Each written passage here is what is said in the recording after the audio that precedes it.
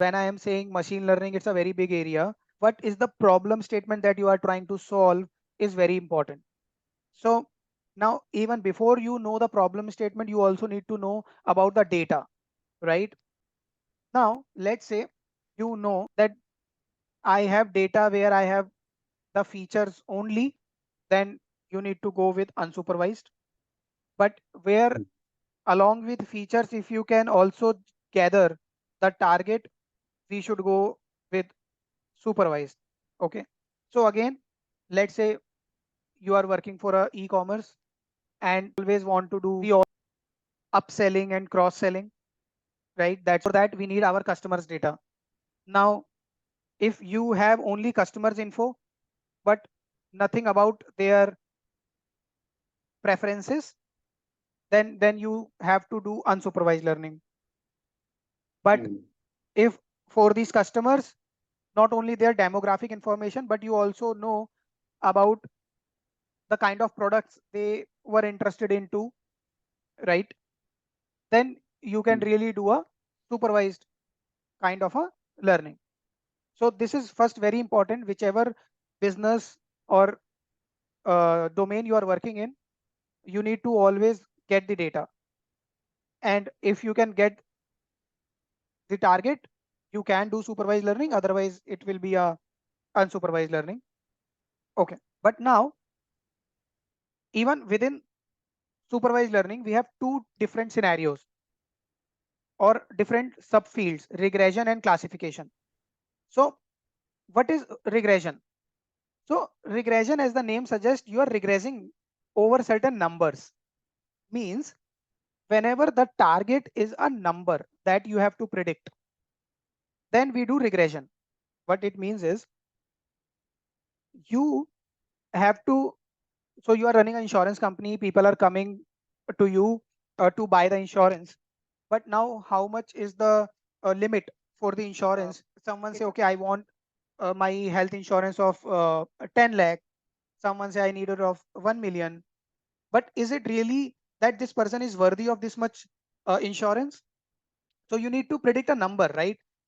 So based on that person's current health, age, salary, and different parameters or features, you need to calculate the eligibility of that person for that insurance amount. Similarly, you are running a bank, people are coming to you for loans, and anyone can randomly come, hey, I need a loan of 1 CR, but it's not that you will give him. It is depending on that person's current salary and let's say other loans he is having, right? Number of existing loans, his spouse, number of children's. So there are a lot of features based on which you to train a model that can in future for any new customer do the prediction. So let's say for your past customers, you already knew how much loan I gave to them. And these were your good customers, not the defaulters. So for all the good customers who were there, you already knew that based on these features, if I gave him or her the loan, they were good customers. I got my timely payments. So you will send this data to your machine learning model, and model will learn a pattern that if this is the combination, then this kind of a range is eligible. Okay. So that is regression. Whenever you have your target based on which you are training the model or what you are going to predict in future is a number, it is a regression algorithm. So we talk about regression algorithm. For example, you have to do a population growth prediction, right? Ultimately predicting a number. Life expectancy, how much will people live in a particular city? So let's say you have data for 100 cities, you have to predict the average life expectancy in every city. Okay. You have to do market forecasting, means the demand and supply forecasting. So that is also numbers like or how much my inventory should be. Weather forecasting, like what will be the temperature tomorrow. So weather forecasting here is not talking about whether it will rain or not. No, how much will it rain? So okay, how much will it rain? or what will be the temperature for tomorrow, because that is a number. So that is under weather forecasting, a numerical number you are predicting. Advertising popularity prediction, again some kind of predicting some numbers for advertising. uh, Advertising field also use a lot of regression algorithm to even decide the budget for their advertisements, lot of things. Okay, so that is regression. So coming back to what we were discussing, see, in supervised machine learning, you always have a target so that your model can generate a relationship between the input and the output in form of that equation, which I was trying to explain, like y is equals to, let's say, x1 plus x2. Quickly coming over to classification. So this is another field of supervised learning where the target is not a number, rather a class. Class means classification. For example, the target is whether it will rain or not tomorrow. That is a classification. 0 or 1, yes or no. So whenever you have to do predictions in terms of yes, no, 0, 1, or classes, it is classification. Or let's say image classification.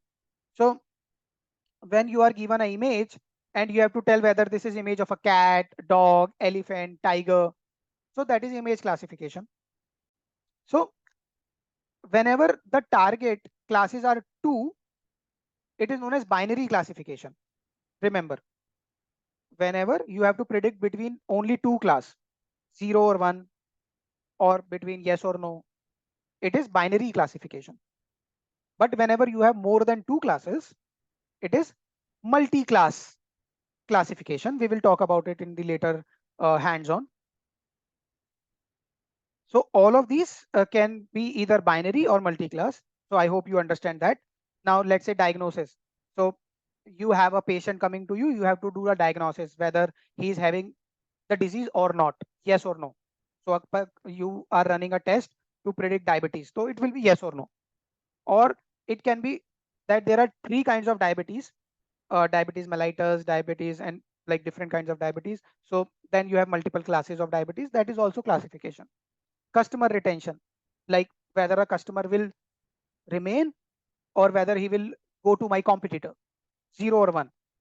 So based on customers recent purchases and all, I may want to see whether this customer will remain with me or whether he will go away. Similarly, attritions that happen in the company, that is also kind of a classification. HR analytics, where we try to identify whether an employee will remain or whether they will leave the company.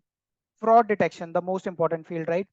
Every financial organization want to do fraud detection. If they are giving loans, they are giving some other financial products to people, whether they will get the money in back or not. So these are all classification algorithms. So tomorrow we will be talking about the actual algorithms and their implementations for regression and classification. So that's where I will conclude today's session.